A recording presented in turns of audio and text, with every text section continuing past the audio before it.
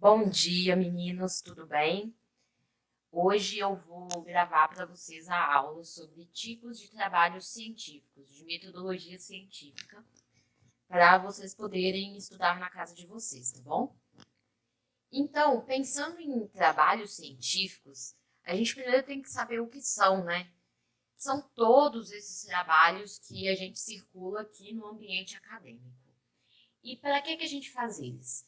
É para a gente poder disseminar ideias e informações de maneira padronizada e sistematizada, porque a gente quer que todo mundo consiga compreender aquilo que a gente está tentando passar. Então, para isso, a gente usa mais uma das normas da ABNT, que é a NBR 14274. É essa NBR que especifica os princípios gerais para a elaboração de trabalhos acadêmicos, que são, por exemplo, teses, que é quando a gente termina um doutorado, ou monografias, quando a gente termina dissertação, né, quando a gente termina um mestrado, ou o nosso famoso TCC, trabalho de conclusão de curso, que ele acontece tanto quando a gente termina um curso de graduação, quanto também se a gente está fazendo alguma pós-graduação. E aí a gente pega e faz esse trabalho e depois a gente apresenta esse trabalho para a instituição, através de uma banca ou de uma comissão examinadora que vai falar se o nosso trabalho está bom e atingiu o objetivo específico. Só que não são só esses trabalhos científicos que existem, esses são os mais, digamos assim, famosos. A intenção aqui dessa aula é mostrar para vocês tudo o que a gente já faz e que são já trabalhos científicos. E também, mais ou menos, qual que é a ordem, quais são os elementos que esses trabalhos possuem. Então, a gente tem o primeiro trabalho, o resumo, famoso resumo que todo mundo aí já fez várias e várias vezes. E o que significa fazer um resumo? Significa que a gente vai apresentar de forma concisa, resumida, os pontos mais relevantes de um texto ou de um assunto. Então, o resumo tanto pode ser referente a apenas um texto que a gente leu e descreveu quais são os pontos principais, como também a gente pode escolher um tema, ler diferentes textos e extrair informações desses vários textos para poder elaborar um resumo completão sobre aquele assunto. E a gente quer, então, fornecer elementos que nos permitam decidir se a gente quer ou não consultar o texto original. É muito comum a gente fazer resumo quando o professor pede para a gente, ou às vezes tem gente que gosta de estudar para a prova fazendo um resumo. E aí vai ali e elenca os pontos principais para poder dar aquela relembrada. E às vezes a pessoa pega e fala assim, nossa, esse ponto aqui eu acho que eu preciso estudar mais um pouquinho. E pega o texto original para poder ler de forma mais completa. Então, se a gente quer fazer um bom resumo, quais são as partes que a gente deve dar prioridade? A gente tem que dar prioridade para o objetivo do resumo, o método que a pessoa usou e os resultados e conclusões do trabalho. Então, a gente tem alguns tipos de resumo. A gente tem o resumo indicativo, que ele apenas indica os pontos principais do texto e ele não apresenta os dados qualitativos e quantitativos do texto. Só fala o que o texto estava trazendo para a gente. A gente tem um resumo que é o informativo, que aí ele informa suficientemente para o leitor o que o texto fala, para a pessoa decidir se quer ou não ler o texto completo. A gente tem um resumo que é uma mistura do informativo com o indicativo. Então, ele tanto fala a ideia geral quanto apresenta os pontos principais. Ele é um pouquinho mais completo. E a gente tem o resumo crítico, ou o que a gente também chama de resenha, que é quando esse resumo geralmente é escrito por alguém especialista da área e ele também faz uso de sua própria interpretação. Digamos assim, essa resenha, ela tem um quê de opinião da pessoa, mas não é qualquer pessoa que escreve, a pessoa tem que entender aquilo que ela está falando. Por exemplo, quando a gente pega vocês já viram aquele folder de cinema que aí tem um resumo do filme? Se o resumo do filme só está falando sobre o filme, ele é um resumo informativo. Ele está querendo dizer se a gente vai despertar o interesse de ver o filme mesmo ou não. Igual a gente tem na contracapa de livros. Só que vocês já viram que às vezes tem alguns especialistas em cinema que pegam, assistem o filme e aí eles nos dão uma resenha. Eles falam sobre qual foi a experiência do filme, não apenas sobre a história do filme. Ele também dá um pouco da sua opinião, se achou que aquele filme foi bom ou não. Então, qual que é a estrutura de um resumo? Ele tem um cabeçalho, que aí se a gente está falando de um livro, a gente tem que falar o título do livro, o autor, a editora, o ano de publicação. Se for de um filme, por exemplo, o título do filme, qual foi o ano que o filme foi lançado, às vezes pode falar o diretor do filme. E aí embaixo tem a exposição da síntese das principais ideias. E aí segue o que o autor do resumo acha importante colocar lá, tentando passar a ideia geral do que ele leu. E aí essa resenha crítica, ela elabora comentários sobre o texto, ou a publicação, ou a divulgação. Pensando como atividade acadêmica, alguns professores às vezes pedem para você fazer uma resenha. Então ele está querendo que você faça um resumo, mas que nesse resumo você também use do seu conhecimento para poder interpretar aquilo dali e elaborar alguns comentários sobre o que você acha daquilo. Então, é utilizado para a gente poder, principalmente, melhorar a nossa capacidade de argumentação, porque a gente vai ter que comprovar os pontos. Quando a gente fala a nossa opinião, a gente tem que conseguir defender ela. Então, não é simplesmente eu gostei. A gente tem que mostrar onde que aquilo dali se encaixa. Então, a gente faz uma análise dos argumentos para poder demonstrar, provar ou descrever um determinado tema. E a gente precisa informar ao leitor de forma objetiva e cortês sobre o assunto tratado, evidenciando a contribuição do autor, o que ele acrescentou quando ele escreveu aquele texto. Então, a estrutura de uma resenha crítica. O cabeçalho, de novo, então as informações gerais, título, autor, ano, informações sobre o autor do texto. Se o autor for muito conhecido, é dispensável, mas é a hora que a gente fala, vamos supor, se a gente está falando uma resenha crítica de um artigo. Quem é esse autor? Não é só o nome dele. Ele é formado em quê? Ele estudou aonde que ele trabalha hoje, de onde vem essa experiência dele. Depois a gente tem a exposição sintética e objetiva do conteúdo do nosso texto, contendo os principais argumentos daquela obra que a gente está analisando. E, por último, a gente tem o nosso comentário crítico. Então, primeiro a gente traduz aquela obra, a gente dá uma resumida na obra, para finalizar com o nosso comentário crítico a respeito da obra. E esse comentário crítico, às vezes a gente fica achando que porque chama crítico é porque a gente está criticando de uma forma negativa. Não, tanto tem aspectos positivos quanto aspectos negativos. É só que a gente está dando um quê da nossa interpretação. A gente também tem um tipo de trabalho científico que é o nosso seminário. Seminário, ele tem o objetivo de aprofundar o estudo a respeito de um determinado assunto. Então, a gente pesquisa e a gente faz uma apresentação para poder começar a criar ali uma reflexão nos alunos a respeito daquele assunto. Se ele for bem elaborado e bem apresentado, é uma das técnicas mais eficientes de aprendizagem. Se fosse para fazer uma correlação, a gente poderia falar que o seminário seria uma aula bem dada que está tentando gerar reflexão nos alunos. Então, ela está querendo brotar uma sementinha para as pessoas começarem a entender mais sobre aquilo e também abrirem o questionamento.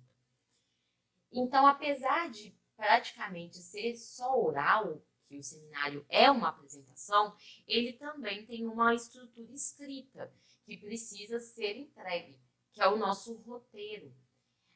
Por exemplo, numa aula, o roteiro do meu seminário, pensando na aula como um seminário, seria essa minha apresentação. Ela organiza as ideias que eu quero tratar. Ou então eu posso escrever um roteiro do que eu vou tratar, quais pontos eu vou apresentar. E aí, qual que é a estrutura desse roteiro? De novo, começamos com o cabeçalho, falando o nome da instituição de ensino, do curso, da disciplina e do professor. Depois a gente vai para o tema ou o título do seminário que a gente vai apresentar, os tópicos que a gente vai apresentar, então, introdução, metodologia, ou introdução, objetivos, metodologia, resultados, conclusão, qual é o passo a passo que a gente vai apresentar. Qual é o nome dos nossos alunos, a cidade, o mês e o ano que aquele seminário está sendo apresentado. Aí a gente vem para o fichamento. Quero chamar bastante atenção, porque isso aqui a gente vai usar, vocês vão desenvolver um trabalho para mim fazendo um fichamento. Então, o fichamento, vamos pensar que a gente está indo fazer um trabalho, a gente está estudando sobre um assunto. Geralmente, a gente vai ter que ler o texto. E aí, quando a gente vai lendo, a gente quer compreender mais para ser um pouquinho especialista naquilo dali. Só que a gente também quer organizar um pouco as nossas ideias, né? Porque a gente lê muita coisa e aí a gente quer dar uma organizada. Então, o fichamento é uma forma de registro daquilo que a gente está lendo, para a gente poder ir organizando na nossa cabeça. A gente pode falar que é como se fosse uma ficha de leitura daquilo que a gente está estudando, para depois a gente poder consultar essa ficha e recuperar alguma informação. Quando a gente lê, vocês já experimentaram, às vezes vocês estão fazendo uma pesquisa e aí vocês abrem 3 textos diferentes. Aí vocês vão lendo aquilo dali, ó, lê um, lê outro, lê um, lê outro. Aí tá, leu, vocês pensam, então eu já sei o que eu vou escrever, vou lá fazer o meu trabalho, né? Só que aí vocês já não sabem mais em qual texto vocês leram o quê. E praticamente perde todo um tempo de novo para poder achar ali naqueles 3 textos que vocês leram onde que está aquilo dali que vocês estão procurando. Então, esse fichamento, ele te auxilia nessas horas. Enquanto você for lendo, você vai escrevendo, ó, esse texto aqui, ele fala disso, disso e disso. Ele é legal por causa disso. E aí você vai se organizando. Você fez isso para os 3 textos. Na hora que você vai fazer o seu trabalho, você pega esse fichamento, em vez de ter que ficar procurando aonde você leu o quê, lá no fichamento você já vai ver, estou procurando é o meu texto 1. E aí você já vai direto nesse texto. E é legal também porque nem sempre a gente faz tudo na mesma hora, né? A gente pode passar semanas pesquisando o mesmo assunto, para só depois a gente escrever. Então, quando a gente chega, depois de 3, 4 dias, a gente já não lembra exatamente onde foi que a gente leu mesmo. E o fichamento aí vem ainda mais a calhar, é ainda mais útil. Então, ele pode ser realizado para diferentes fins. Tanto pode ser um instrumento de coleta de dados na hora que eu estou fazendo uma pesquisa bibliográfica. Então, eu estou querendo falar o que é metodologia científica. E aí a gente vai citando o que cada autor fala sobre metodologia científica. Pode ser um próprio trabalho acadêmico, que é o que eu vou pedir para vocês. Eu vou pedir um trabalho de fichamento sobre um assunto que vocês vão escolher. Pode ser também uma preparação de textos para apresentação oral. Sabe quando você vai se preparar para apresentar e aí você montou sua apresentação, mas você está querendo organizar essa apresentação? Você pode fazer um fichamento da sua apresentação com os pontos principais que você quer falar. Assim você estuda o fichamento e na hora da apresentação você está mais seguro, porque você não vai ficar com a tendência de querer ficar lendo os seus slides. E também pode ser um instrumento auxiliar na leitura e registro das ideias de um texto, que é aquele exemplo que eu já contei para vocês. Vocês estão lendo um texto e aí vocês vão fazendo um fichamento do texto para depois auxiliar, para lembrar o que foi que vocês leram e o que aquele texto queria dizer. Então, de maneira geral, o fichamento ele pode ser de 2 tipos. Ele pode ser um fichamento bibliográfico, quando a gente pega só um texto, lê o texto inteiro e faz o fichamento só sobre aquele texto. Então, o que o autor falou na introdução? O que o autor falou no corpo do texto? O que o autor falou nesse capítulo? E aí você está fazendo o fichamento inteiro de um texto só. Ou ele pode ser um fichamento temático, que é quando a gente tem um assunto, vou dar um exemplo, fundações. E aí eu pego vários livros e artigos a respeito de fundações e faço fichamentos para todos esses textos, que eles são unidos por terem o mesmo tema. Então, são várias obras sobre o mesmo tema. E, além disso, eu posso classificar o tipo de fichamento. Eu posso fazer lá que eu estou fazendo um fichamento resumo, um fichamento de citação ou um fichamento de comentário. Vou dar os exemplos aqui para vocês, ó. Então, a estrutura de um fichamento. Primeiro, qual que é o nome do texto que eu estou lendo, quem foi o autor, qual que é o assunto ou tema. Eu faço a indicação bibliográfica, então aonde que eu encontrei aquele texto? Ele é um livro? Ele é um artigo? Se for um artigo, ele foi publicado aonde? Ele é uma dissertação de mestrado? Da onde? De qual área? E aí eu faço as minhas anotações, esquemas, citações ou comentários, de acordo com, como se diz, a gosto do freguês, de acordo com o que você está precisando do seu fichamento.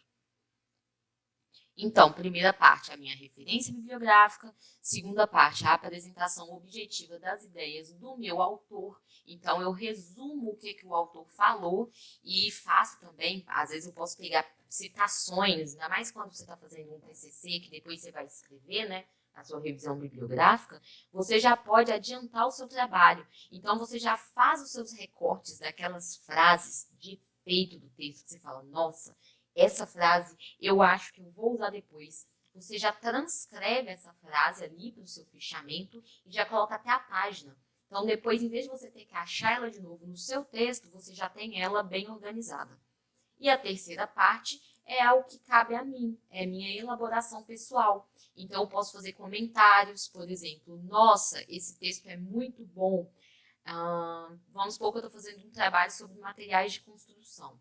Aí eu li um texto, o texto fala sobre vários materiais, cimento, concreto, argamassa, tinta, cerâmica. Só que na hora que eu li o pedaço de pintura, falei assim, meu Deus, sensacional. Aí eu vou lá e coloco no meu comentário.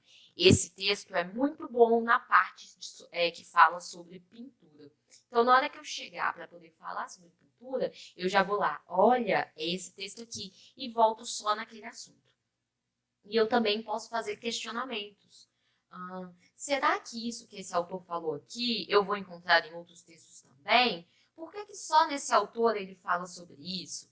E aí eu levanto dúvidas, que aí eu vou lembrar na hora que eu for escrever e usar meu texto como referência. Então eu dou uma sugestão para vocês. É uma sugestão que eu uso bastante. Quando eu vou fazer fichamento, eu acabo fazendo num arquivo de Excel, porque eu acho mais fácil em organizar por linhas e colunas. Então, cada linha minha se torna um texto, quando eu vou fazer um fichamento temático, né? Cada linha da minha tabela de Excel é sobre um texto, então é sobre um livro, sobre um artigo, e aí eu organizo as minhas colunas em cada uma dessas partes. A minha primeira coluna vem com o título, a segunda coluna vem com o autor, a terceira coluna vem sobre o tipo do trabalho acadêmico, então se é livro, artigo, se é dissertação, da onde vem. Às vezes eu já coloco uma coluna com a referência bibliográfica completinha, para depois eu só precisar copiar e colar, porque eu já formatei. Coloco o resumo do meu texto, posso colocar uma coluna sobre citações que eu achei importante, que depois eu acho que eu vou usar. E, inclusive, dependendo da pessoa, eu, por exemplo, gosto de colocar também o nome que eu salvei o arquivo. Então, às vezes, eu até modifico o nome do meu arquivo. Eu pego e começo a colocar os arquivos com números, tipo 01, 02, 03, e salvo tudo na mesma pasta. Aí, lá no meu fichamento, eu falo, está na pasta tal do meu computador, esse é o arquivo 01. Esse é o arquivo 02, para mim não ter que ficar abrindo todos os meus arquivos até achar aquele que eu estou procurando. Eu padronizo isso daí. Então, isso aqui é uma sugestão que eu acho que ajuda muito quando a gente está indo fazer. E depois, se eu preciso imprimir, eu imprimo a minha planilha do Excel. Então, aqui eu vou trazer alguns modelos. Modelo de fichamento de citação. Então, aqui em cima tá com a referência do meu texto já, tá vendo que dá até para copiar e colar depois, se eu for usar ele. E aí, aqui embaixo tem as citações, que são trechos do meu texto que eu copiei. Está escrito exatamente assim lá no texto, tá vendo? E aí aqui no final eu coloco a página da onde eu tirei esse pedaço, tirei essa citação. Mesma coisa aqui embaixo, ó, outra frase que eu copiei do meu texto e coloquei a página. Então, são frases que eu acho que depois eu vou usar. E eu coloco a página para eu poder voltar lá naquela página e achar essa citação de novo. Aqui tem um modelo de fichamento de resumo ou de conteúdo, ou também pode chamar de fichamento textual. Então, primeiro, o cabeçalho, sempre começa pelo cabeçalho, aqui está qual que é a referência desse texto, e aí eu pego e escrevo com as minhas palavras um resumo sobre o texto. Então, o que o texto fala, quais são os pontos principais, o que o autor afirma aqui na conclusão dele, para eu poder lembrar, esse texto é o que está falando sobre esse assunto aqui. E aí eu fico com esse resuminho aqui prontinho para mim. E aqui um fichamento bibliográfico. Esse fichamento bibliográfico, ele não tem a citação, que nem era a citação lá daquele primeiro modelo. Ele começa aqui, ó, com a minha referência, com o meu cabeçalho, e aí ele vai trazendo os pontos principais do meu texto. Então, eu venho aqui, ó, o texto falou o conceito de cultura, e aí ele falou que cultura é complexo, porque é muito abrangente, se origina de muito trabalho. Tá vendo que não tá entre aspas? Eu não copiei isso de lá. Eu li isso do meu texto original e escrevi com as minhas próprias palavras. E aí eu venho e coloco a página aonde eu encontrei aquilo, para depois eu poder voltar na página sem ter que ficar vendo o arquivo inteiro sem saber aonde foi que eu encontrei. Então o fichamento é principalmente para nos ajudar a organizar. Se eu achei uma coisa interessante, eu pego, coloco o meu comentário lá na minha pastinha de fichamento e já mostro qual página que está. E depois eu abro no arquivo certo, porque eu já selecionei o meu arquivo, e na página certa do que eu estou querendo. E aí eu acrescentei aqui, ó, projeto de pesquisa. O que é um projeto de pesquisa? O próprio nome já diz, né? Quando a gente fala que é um projeto, então é uma proposta. Pessoal, projeto não é que vocês vão executar, vocês estão contando o que vocês querem executar, vocês não vão executar nada. É só digamos assim, um planejamento bem específico e bem detalhado. Eu gosto de falar que o projeto é onde a gente vende a nossa ideia. Pensando como se fosse uma empresa, a empresa está querendo procurar um investidor, vamos pensar assim. Aí você chega lá para uma pessoa que tem dinheiro, que você acha que pode querer investir em você, e você tem que levar um projeto para a pessoa, não é? Para a pessoa conhecer o que você quer fazer e ela poder decidir se vai ou não vai te dar aquele dinheiro. É meio que isso que serve o projeto. Ele serve tanto para as outras pessoas conhecerem o que você está querendo fazer, como também para você se organizar. Você definir as suas etapas antes de você, de fato, começar a fazer aquilo ali, a começar a executar. Então, o projeto, ele prevê, né, antevê tudo que vai ser desenvolvido. Ele revela as principais intenções do autor, aonde que ele quer chegar, qual que é o foco dele, quais são os questionamentos, o que levou ele a querer fazer aquilo dali, a hora que ele vende o peixe dele. O que é que me motivou? E, por fim, se for aprovado, é depois que essa pessoa vai entrar para a execução. Ninguém executa nada na fase do projeto, só depois que ele é aprovado. Então, ele quer esclarecer tanto para o próprio pesquisador, quanto para as outras pessoas, quais são as questões que eles vão enfrentar e o que eles querem dialogar, quais vão ser as estratégias utilizadas.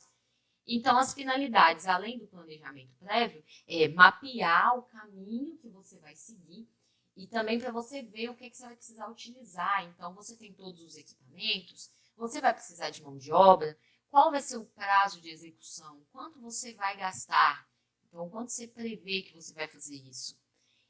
Depois você vai usar esse projeto para ir se orientando, porque você já definiu o escopo geral de como que você vai levar essa pesquisa.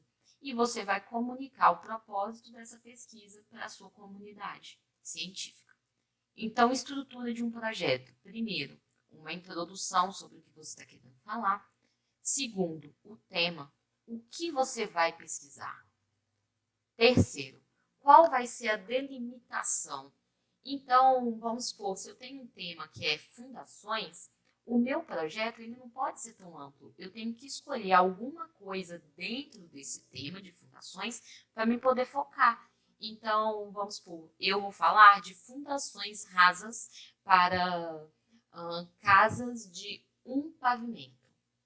Quero saber o que vai ser bom, quais são os tipos de fundações rasas, de casas de um pavimento, da região de Pouso Alegre. Olha como que eu delimitei.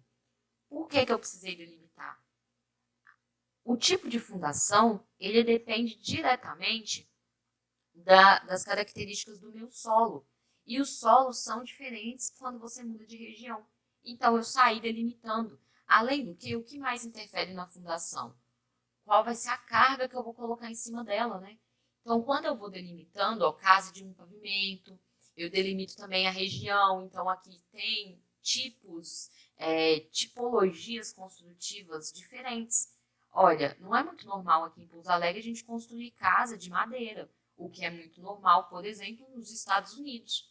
Então, eu vou delimitando isso para poder ir dando foco na minha pesquisa. Eu não posso querer pesquisar tudo, tenho que focar. Aí a quarta etapa, justificativa. Por que eu quero pesquisar isso? Então, eu posso justificar que estão gastando muito com fundações aqui em Pouso Alegre. E a gente está querendo ver se a gente consegue achar fundações mais baratas, mas que também sejam rasas, que eu não preciso fazer fundação profunda, mas que sejam eficientes. Aí eu faço o meu problema, que é a minha pergunta que eu quero responder no final. Então, por exemplo, qual o tipo de fundação rasa para edificações de um pavimento mais adequado para a região de Pouso Alegre? Esse é o meu problema. A minha hipótese é a minha resposta provisória. Então, ela também ajuda a mostrar qual caminho que eu vou seguir. Então, quando eu estou perguntando qual que é a minha fundação mais adequada, eu já posso começar a delimitar, né? Porque eu dei uma pesquisada antes, já sei o que estão usando aqui na região, já sei quais os tipos de fundação que existem, e aí eu vou escolher, vamos supor, eu acho que a mais eficiente e também que vai ser mais econômica, vamos supor, vai ser a sapata. Então tá, eu já comecei a ir para um lado, será que vai ser mesmo? Será que não vai ser? Ou será que vai ser um radier? O que será que vai acontecer? Aí eu mostro qual vai ser o meu objetivo geral, que a gente vai falar sobre ele depois. O objetivo geral é o objetivo maior da minha pesquisa. E quais são os meus objetivos específicos? Então, por que eu estou pesquisando aquilo? Eu gosto de falar que os objetivos específicos, para todo mundo começar a entender, eu falo que são mini etapas ao longo da minha pesquisa. Então, pequenas etapazinhas que eu vou cumprindo e que vão me dando pequenos resultados que são imprescindíveis para chegar lá no final. Aí eu falo qual é a metodologia que eu vou usar. Então, eu vou fazer ensaios, quais ensaios que eu vou fazer, o que eu vou precisar, quais são os meus materiais e métodos. Depois eu apresento o meu cronograma, então quando eu vou fazer isso, em qual prazo de tempo e quanto que eu vou gastar para cada etapa do meu projeto. E por último, as referências que eu utilizei para poder escrever isso daí, aonde eu pesquisei, onde foi que eu li a respeito das coisas. Então, a gente divide um projeto de pesquisa em 3 pedacinhos. Os referenciais teóricos, que entra o tema, problema, hipóteses, objetivos e a justificativa. Os meus referenciais metodológicos, que é onde eu falo da minha metodologia. Então, como que eu vou usar de amostragem, quais são as formas de coleta, de organização e de análise dos dados. E os meus elementos complementares, que é a minha bibliografia, a equipe que vai trabalhar junto comigo, o que eu vou produzir no final, qual que é o meu cronograma e o meu orçamento. E aí, eu também tenho projeto de extensão. O tripé de uma instituição, principalmente universidades, instituições federais como o IF, a gente fala que a gente tem um tripé, que é o ensino, que é o que a gente faz lá na sala de aula, a pesquisa, que é produzir mais conhecimento, e a extensão, são os nossos 3 pilares. E aí a extensão é quando a gente amplia a atuação do nosso campus para fora da sala de aula. É quando a gente sai ali da cadeira e do lápis e do computador em si e a gente começa a interagir com o mundo. Então a gente leva para uma articulação mais prática do que aquilo que a gente está fazendo em sala de aula. E o nosso objetivo é poder mostrar, né, saber, conhecer as necessidades da comunidade onde essa instituição de ensino está, e aí a gente pega e interage a instituição com a nossa comunidade, tentando transformar um pouquinho a realidade social dela. Então, é uma ação da instituição junto à comunidade. Essa é a principal característica da extensão. Você tem que interagir com a comunidade. Tanto você pode sair da instituição e ir fazer um projeto na comunidade, quanto você pode oferecer eventos e coisas para a comunidade ir até a instituição para poder participar. Então, por exemplo, empresas júnior é um tipo de projeto de extensão. A gente tem os engenheiros sem fronteiras, que você pega tanto estudantes, né, engenheiros, professores, estudantes técnicos de edificações, para poder fazer pequenas ações na comunidade. Então, ajuda o pessoal que não tem projeto. Às vezes o pessoal vai lá na casa da pessoa e faz o projetinho, faz o levantamento para fazer o projeto, ou auxilia em pequenas obras, né, para poder dar esse auxílio mais técnico. Então, são atividades que atuam na formação, na capacitação e ou na qualificação ao público. E são projetos sociais e ambientais. Então, pode ser cursos que a gente oferece para a comunidade, palestras, conferências, uma colônia de férias que a gente pode ajudar a fazer, apresentações culturais, de teatro, de música, de feiras, eventos esportivos e até mesmo aquelas escolas e hospitais móveis. Tudo isso é projeto de extensão. Então, quando a gente vai pensar em extensão, a gente tem que fazer a análise do que a comunidade que a gente tem perto aqui da instituição ela precisa, o que ela quer fazer parte, o que eu posso oferecer e como que eu posso fazer diferença, sabe? A gente quer trazer a comunidade, a gente quer ajudar, sair assim, tirar das paredes só da sala de aula. Então, uma estrutura de um projeto de extensão é uma introdução, aí a gente escolhe uma área temática, que geralmente estão dentro dessas áreas: comunicação, cultura, direitos humanos e justiça, educação, meio ambiente, saúde, tecnologia e produção ou trabalho. Aí a gente fala qual vai ser a nossa equipe. Então, quem que é o coordenador, quem vai ser a equipe técnica, em qual departamento que está ou em qual setor que está esse pessoal. A gente pode falar também das instituições parceiras, caso a gente vá ter alguma. A gente fala qual que é o número estimado de participantes, aonde que a gente vai fazer o evento e durante quanto tempo, quando, qual período. Aí a gente dá um resumo da nossa proposta, faz uma fundamentação teórica, tem sim, a gente vai falar sobre da onde veio. Então, se eu vou dar um curso de Revit, eu vou explicar um pouquinho o que é o Revit, o que é o BIM, aonde que ele facilita, por que é legal oferecer esse curso, que isso já é a minha justificativa, qual que é o meu objetivo geral, então o que eu pretendo, né? O que está me movendo, quais são os meus objetivos específicos, qual metodologia eu vou fazer, o que eu espero conseguir lá no final e qual vai ser o meu cronograma. Aí a gente tem o relatório de pesquisa, que é também um relatório referente a um projeto, tanto projeto de pesquisa quanto projeto de extensão tem relatório, ou então de um período particular, que às vezes eu posso fazer um relatório completo, né, que seria o meu relatório final, ou um relatório parcial, que é de acordo com um período específico. E aí eu vou contar sobre o desenvolvimento da minha pesquisa.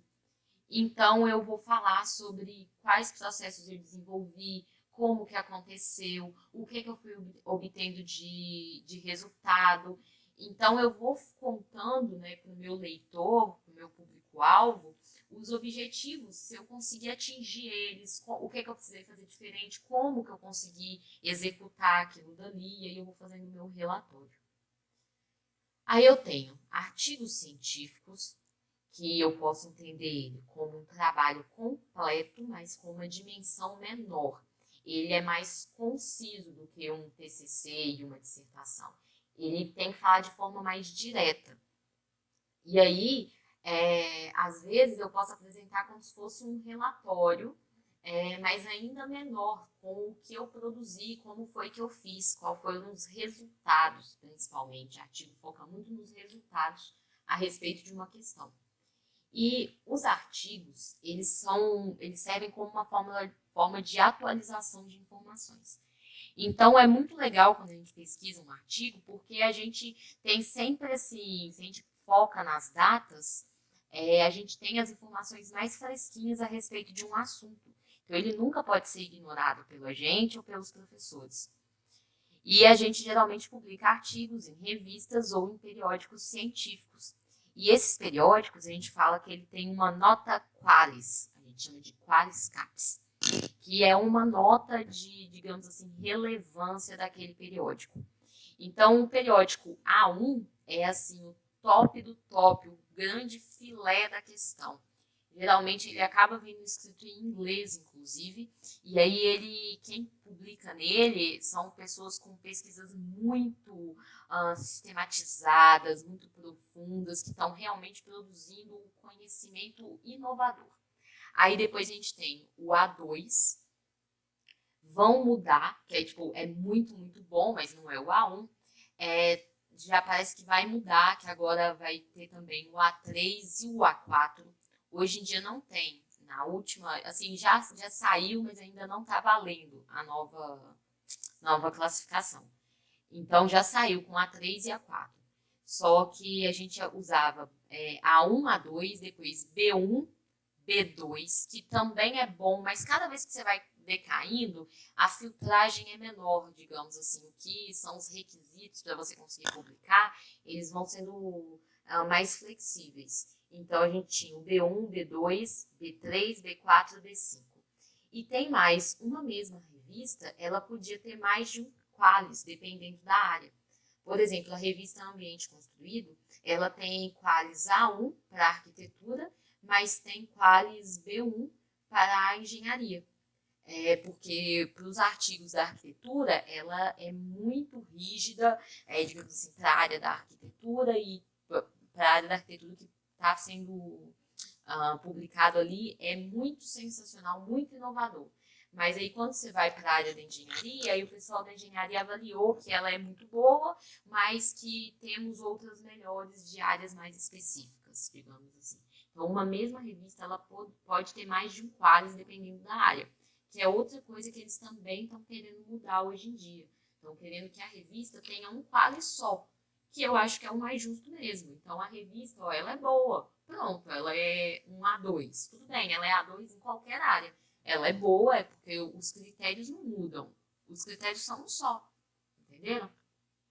Então, o artigo vem com um cabeçalho, com título, subtítulo, se tiver, quem são os autores, um resumo dele no começo, para a pessoa ler o resumo e saber se quer ou não quer ler o trabalho completo. Aí ele tem o texto, aí o texto vem com uma introduçãozinha, vem com os objetivos, vem com a metodologia, com os resultados e com a conclusão. E aí, por fim, ele termina com a bibliografia, que pode ter apêndices e anexos, que a gente vai ver depois, e também as referências que o autor utilizou. E para terminar, a gente tem monografia, que seria o nosso famoso TCC, Trabalho de Conclusão de Curso, que é um trabalho exigido quando a gente está concluindo um curso de bacharel, tanto para bacharel, de graduação, tanto para bacharel quanto para licenciatura, e também em algumas pós-graduações. Então, aborda um tema relacionado com um curso ou com uma disciplina específica, e aí você tem que fazer uma abordagem sistemática, você tem que passar por todas as etapas. Você vai falar qual que é o seu objetivo, sua justificativa para querer fazer aquilo, qual que vai ser a metodologia, os materiais, quais são os resultados que você obteve, quais são as suas conclusões. Então, ele ultrapassa, isso é muito importante, gente. O TCC, ele não pode ser só digamos assim, você pegar um monte de pedaço de texto e escrever um texto seu. Você tem que produzir alguma coisa. Então, ele ultrapassa o nível da simples compilação de textos. Ele não pode ser, por exemplo, um fichamento ou um resumão sobre um assunto. No final, mesmo um TCC bibliográfico, ele tem que conseguir, você tem que terminar ele. Então, você pegou um monte de texto, levantou o que um monte de autor falou, mas no fim você vai ter que produzir alguma coisa, você vai ter que fazer alguma resenha crítica a respeito daquilo dali. Você vai ter que dar um resultado que seja seu. Não pode ser só um monte de pedaço de texto de outras pessoas. Tem um maior rigor na coleta e na análise dos dados, e a gente tem que propor alternativas para abordagens teóricas e práticas de várias áreas do saber. É uma delimitação que permite um maior aprofundamento do nosso assunto.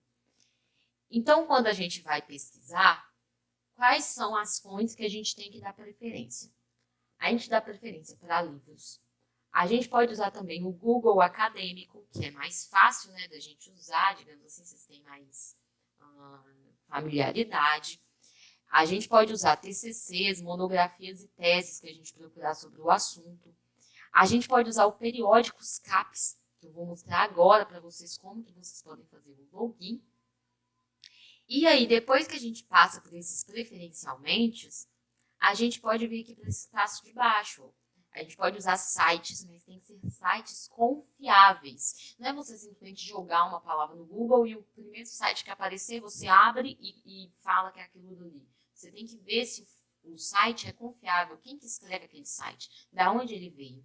A gente pode usar apostilas, então sempre dá preferência para livros, mas se tiver uma apostila boa, você olha quem que escreveu, se ela é confiável, você pode usar também. E notas de aulas de professores, então coisas que os professores passam no quadro, e aí você anota, slide, mas sempre pense, o professor para montar aquilo, ele pesquisou em algum lugar.